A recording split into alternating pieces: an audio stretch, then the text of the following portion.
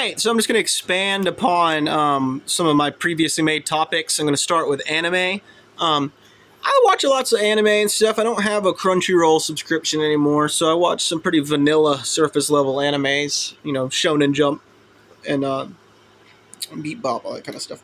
But I watch most of my anime on Hulu, some of it on Netflix. Excuse me. Jeez Louise. I just drank a giant chocolate milk and it gave me god-awful heartburn. But, yeah, so what's probably my favorite anime is probably One Piece.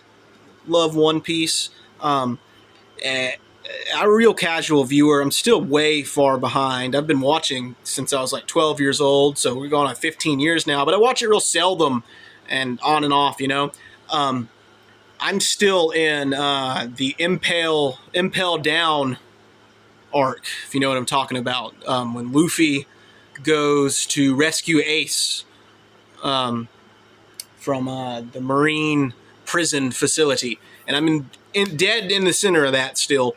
So, huge Naruto Shippuden fan, obviously, and nobody likes anime and doesn't like Naruto, and I'm right. But I haven't actually started Boruto yet.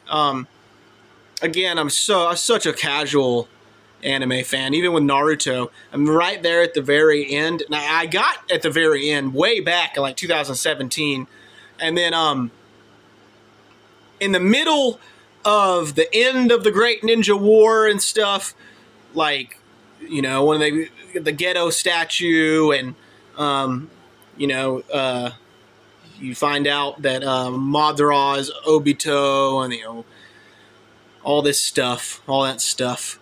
I stopped watching around there, and I stopped watching for years. And I got back into it about a year ago, and as of right now, I'm still in, because I like to watch all the fillers and stuff too. I watch all of it.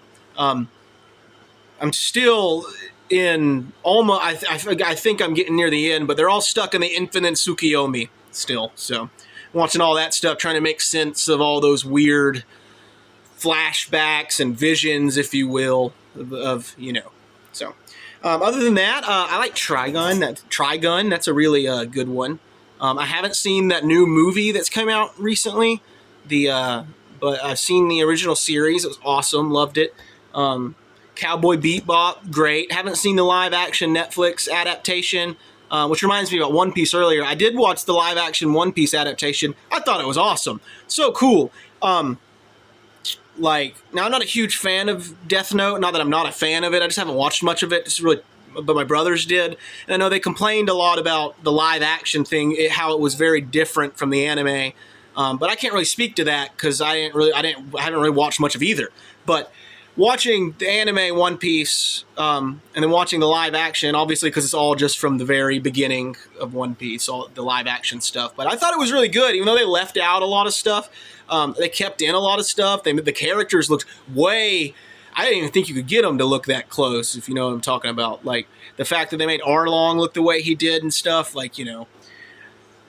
awesome, just awesome, and obviously Buggy, he's way more prevalent in live action than he was in the anime, but I get that, they're trying to really, they're using him as like a foil with Luffy, more so in the live action than they did in the anime, whereas obviously as the anime progresses, there's more and more of Buggy, but,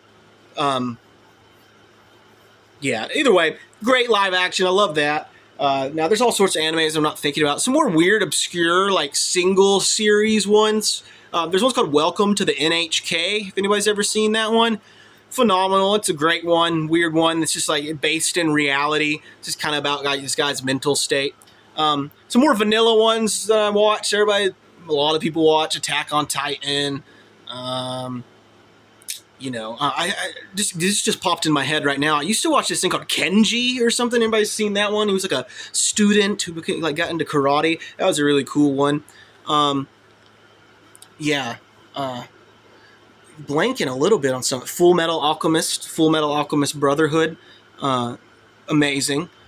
Afro Samurai. Now that's not so much Japanese anime. I guess you call it American Japanese inspired anime. Love that.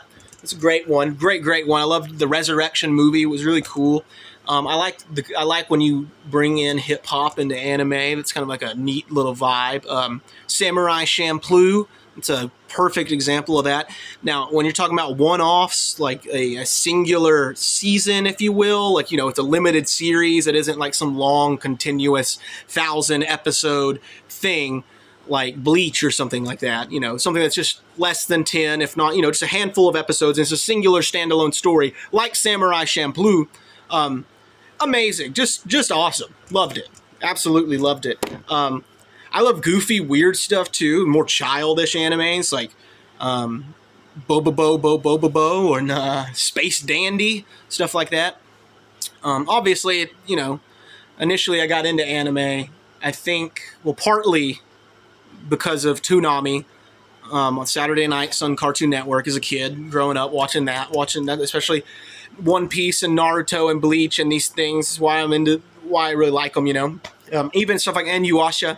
But also my older siblings. Now, I'm the youngest of 5 siblings, my oldest being born in 1985, me being born in 1998. They were big into anime too, but they watched more classical, like the hand-drawn stuff, which I can't remember a lot of it. I can only really remember the more mainstream ones that they would watch, stuff like Gundam Wing and Sailor Moon and Inuyasha. But yeah, they would watch all sorts of stuff. Like my eldest brother, he would watch a lot of anime movies, like Akira, the movie about the motorcycle driver and stuff. But yeah, I love anime, and I'm really not that into it. Not that I don't like it. It's just, I'm into so many different things, but as time goes on, I feel like I get more and more into it. It's really fun and stuff. It's fun to watch. It's cool stuff. It's goofy.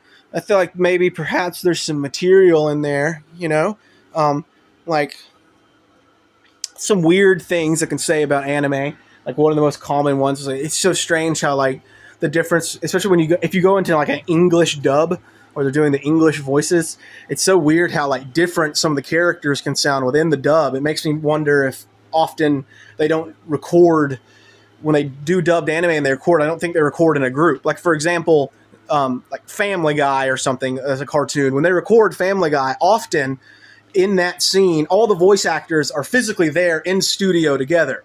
So if it's Peter talking to Meg, it'll, Seth MacFarlane and Mila Kunis, they're really there. They're in the studio really talking to each other as the characters. It adds to the feeling of it. And perhaps in a lot of dubbed anime, maybe they're just, compiling these things. And they're not really, sometimes it's strange. I don't know if I'm really articulating that well. Like sometimes some of the characters are very stoic sounding within their dub. And then some of them, they just have a straight up American accent. They're not even trying to sound like, and then some of them, for some reason, they give them a rant. It's like, it's like you go watch, I think Trigun is a good example. If you watch the dubbed version of Trigun, I think they make one of those girls, they make the girl with a giant gun, I think they make her like Southern. And she's like, hey, how you doing there? Are you Vash the Stampede? Like that kind of stuff. But, or then like notoriously like the English dub voice actress for Hinata on Naruto. Obviously in Shippuden, there's less of this, but especially in the original Naruto, which is more disturbing because she's a little 12-year-old girl. She sounds like she's like having an orgasm the whole time. That's kind of a weird thing too.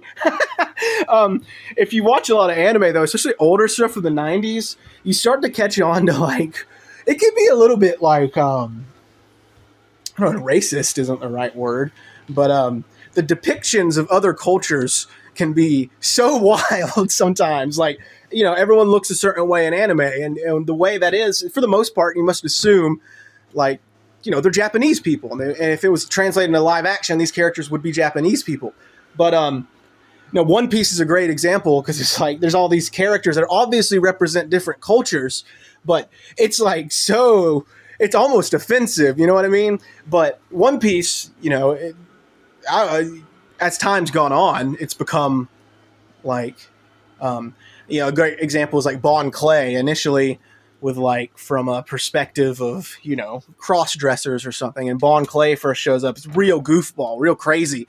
But as time goes on, especially like where I'm at in the story and Impel Down, and there's the whole community of cross dressers and trans and all that stuff. And it almost, perhaps you could argue that Bon Clay's portrayal was an insensitive portrayal of like somebody like that. But as the series goes on, if anything, it would seem that it's more inclusive than anything else. I don't know. I'm just kind of rambling and ranting about stuff. But it's like, but you've seen like, it's like when there's like a certain Dragon Ball Z characters, it's like, oh God, it looks like minstrels. You know what I mean? But yeah, love anime, love watching it. Kind of struggled to really like extract a lot of humorous things from anime. It does intrigue me though, and obviously I can moan on about it for a long time. But yeah, maybe I'll do more specific videos in regards to anime in the future, perhaps specific animes. But yeah, we'll see.